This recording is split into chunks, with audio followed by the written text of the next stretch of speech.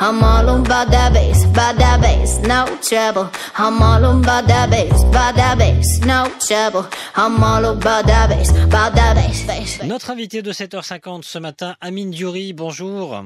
Bonjour Landry. Responsable PME chez Inforisque. On parle d'écoles privées ce matin avec vous. Et oui, les écoles privées, ce sont aussi des petites et moyennes entreprises. On va voir avec vous que les écoles privées gagnent souvent beaucoup d'argent, que c'est un business souvent rentable. Alors ça, c'est vrai que tout le monde l'a un peu en tête, mais vous avez établi une véritable cartographie de ce business des écoles privées. Et c'est un business qui prend de plus en plus d'ampleur, avec une croissance moyenne depuis 2015 de 10% par an. En 2015, le chiffre d'affaires global du marché de l'enseignement a atteint 4,5 milliards de dirhams contre 3,7 milliards en 2013. Il y a donc un véritable intérêt qui est de plus en plus manifeste, Amine Diori, pour la construction d'écoles privées. Oui, vous avez complètement raison de dire qu'au démarrage de l'interview que c'est essentiellement des TPE. 90% des écoles privées qui se créent au Maroc font moins de 10 millions de dirhams de chiffre d'affaires aujourd'hui. Alors oui, effectivement, c'est un vrai business. Il y a un attrait fort pour une raison très simple, c'est qu'aujourd'hui, l'école publique marocaine est un peu en déshérence. Que, en tant que parent, moi le premier, j'ai envie d'offrir à mon enfant la meilleure éducation possible. Et évidemment, ça passe par l'école privée. Et donc, ça signifie des frais de scolarité supplémentaires que ne comprend évidemment pas l'école publique. Donc, évidemment, il y a un engouement pour la création. Et en plus, cet engouement est encouragé par l'État à travers des programmes étatiques. Par exemple, le FOPEP de la Caisse centrale de garantie qui appuie justement la création d'écoles privées au Maroc. La rentabilité pour un investisseur qui souhaite construire une école privée, elle est au bout de combien de temps globalement ?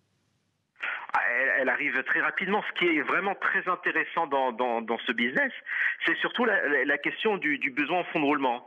Dans 90% des cas, voire plus, le besoin en fonds de roulement, c'est-à-dire le besoin d'exploitation d'une entreprise, il est positif. C'est-à-dire qu'il faut le financer à un moment donné. Il faut le financer par des fonds propres et par de la dette. Dans ce business-là, c'est le contraire qui se passe. On a un BFR qui est négatif, c'est-à-dire que du fait que les parents payent à l'avance les frais de scolarité, que les fournisseurs sont payés à plus de 190 jours, tout cela fait que le besoin de trésorerie est là très rapidement et il sert en plus à financer les investissements de ces écoles. Alors, business rentable pour les écoles privées du primaire, du collège, du lycée. On va voir cela dans un instant. En revanche, c'est moins la fête pour les écoles du supérieur. Pourquoi ? Alors effectivement, déjà on constate une baisse de l'activité des écoles supérieures, donc ça c'est déjà un premier fait, et surtout la rentabilité qui est très négative. C'est vraiment un énorme contraste. Alors pourquoi ? Moi je pense très certainement que c'est une question de masse critique. C'est-à-dire qu'au Maroc, l'offre elle existe pour, la demande surtout, elle existe pour les écoles maternelles, la formation, mais par contre, quand il s'agit d'écoles supérieures, là la demande est beaucoup plus faible. Il faut savoir qu'aujourd'hui, il y a 80 000 étudiants sur 800 000 qui vont dans les écoles privées, c'est-à-dire à peine 10%. Il y a une raison très simple à cela, c'est le coût de l'éducation. Ça coûte très cher aujourd'hui, beaucoup plus cher que l'école secondaire ou primaire au Maroc. L'école supérieure coûte très cher et donc évidemment les jeunes étudiants préfèrent s'orienter vers le public, même si on sait qu'il y a un problème d'orientation à la fin quand les étudiants sortent de l'école, sont diplômés et ont beaucoup de mal à trouver des emplois. Mais globalement, c'est si catastrophique que ça, le business des écoles privées du supérieur, ou ça peut aller tout de même ? Alors catastrophique, je dirais très négatif en termes de rentabilité.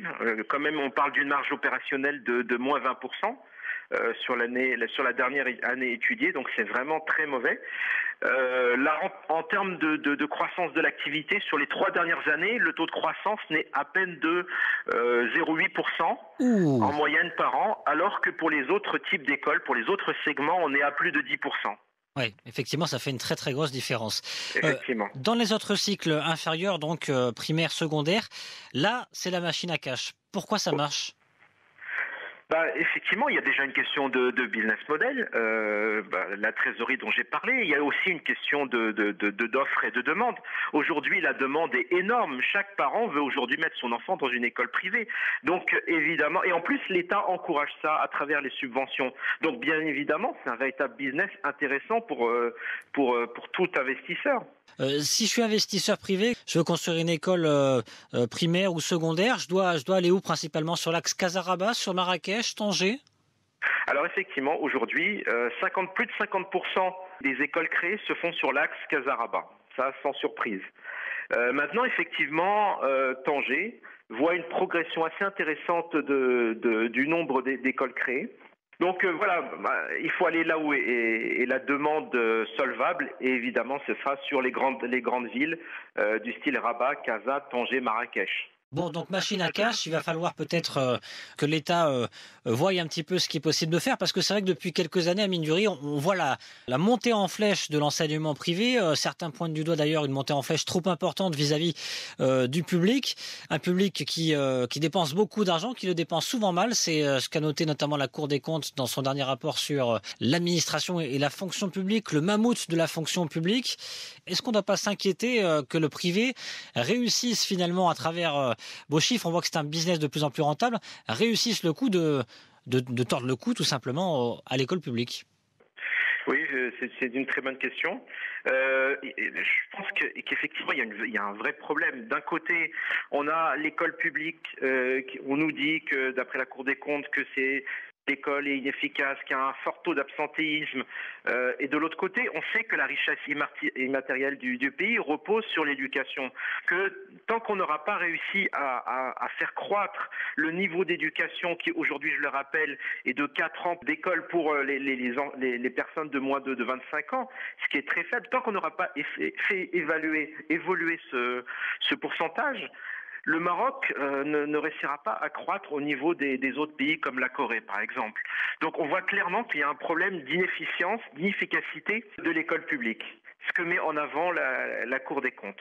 Et ce sera bien évidemment au prochain ministre de l'Éducation nationale à avoir la charge de défendre cette école publique. Merci beaucoup, Amine Diori. Merci à vous. Responsable PME chez Inforisque. À très bientôt sur Atlantic Radio.